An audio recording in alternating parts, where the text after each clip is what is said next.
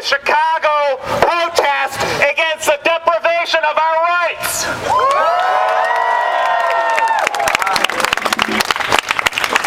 We're here because we're angry that the California Supreme Court has decided to abrogate a whole section of its residents' rights, including many people here from Chicago who went to California in seeking their rights.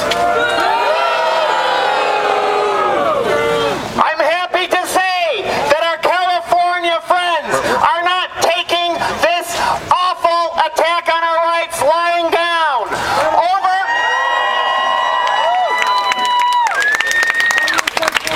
Latest reports are that over 100 people have been arrested in the streets of San Francisco in nonviolent civil disobedience action.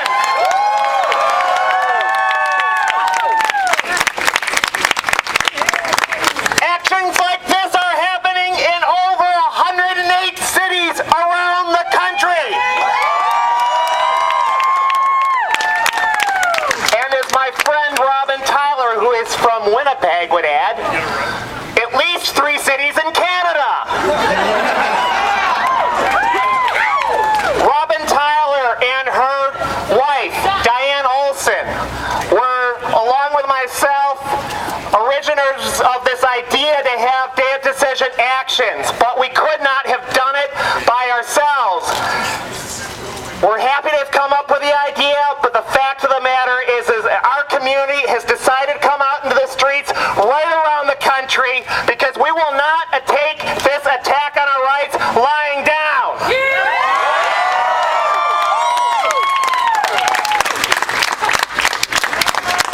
We have to decide where to go from here today. It's not enough for us to be angry. Angry is legitimate. It's certainly called for in the situation, but it is not enough. We have to decide where to go from here today. And I, for one, would propose that while it's been good for us to be pursuing a state-by-state strategy for our rights, at a certain point, we have to bring this on a national scale.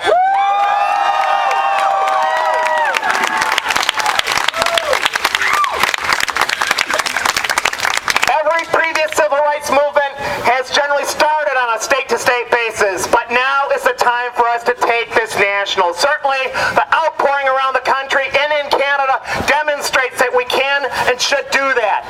And we should take advantage of the promises given to us by our politicians' so-called friends who promise, for example, a repeal of the Defense of Marriage Act, who promise an end to Don't Ask How. Let's take them up on those promises. Let's demand that President Obama, rather than moving away from his promises to our community as he has had for the last few months, let's demand that he repeal the Defense of Marriage Act now. That would be great.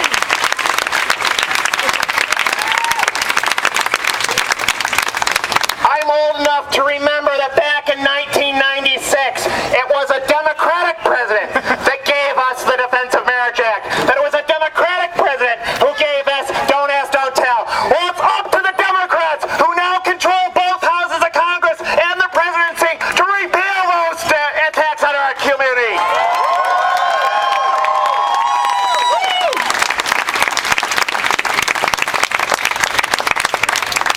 We're going to get a few more speakers up here in a second, and then we're going to be marching down Halsted Street to send our message, not just to ourselves here in the gay, lesbian, bisexual, and transgender community, but to demand equality from all Americans.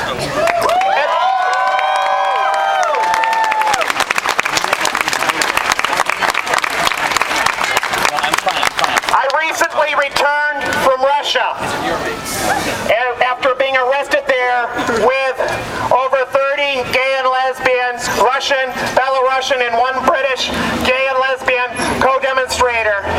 And our message over in Russia, in Moscow, was an attack on Moscow lesbians and gays' rights is attack on the democracy of all Russians.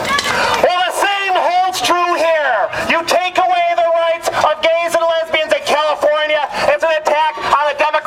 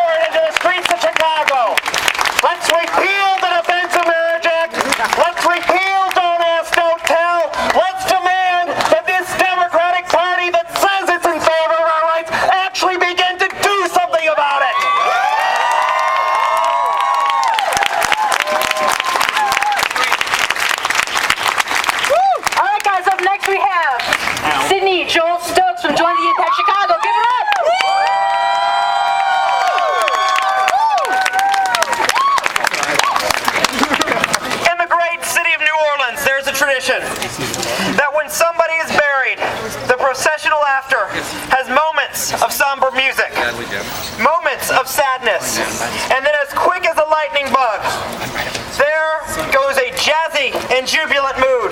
They're not mourning a death, they're celebrating a life.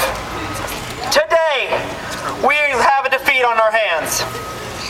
We are here together in defeat. But brothers and sisters, we do not have time to mourn. No. What we need to do now is we need to take this moment to look inward. When we look inward, we have the strength to act outward. Who's ready to act outward? When we look inward, we find the passion that we still have left, and we find the pride that drives us. Pride is something we show more than one day a year. Pride is not just a float. Pride is people standing up and demanding their rights. Yeah! Pride is more than just music being spun by a DJ. Pride is an orchestra with a chorus of people demanding equality.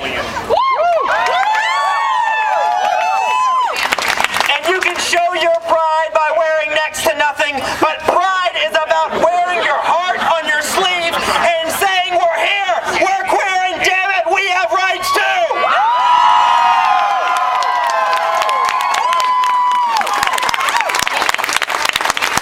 Chicago, I ask you this, do you have pride? Chicago, let the people, let the bigots in California hear your pride!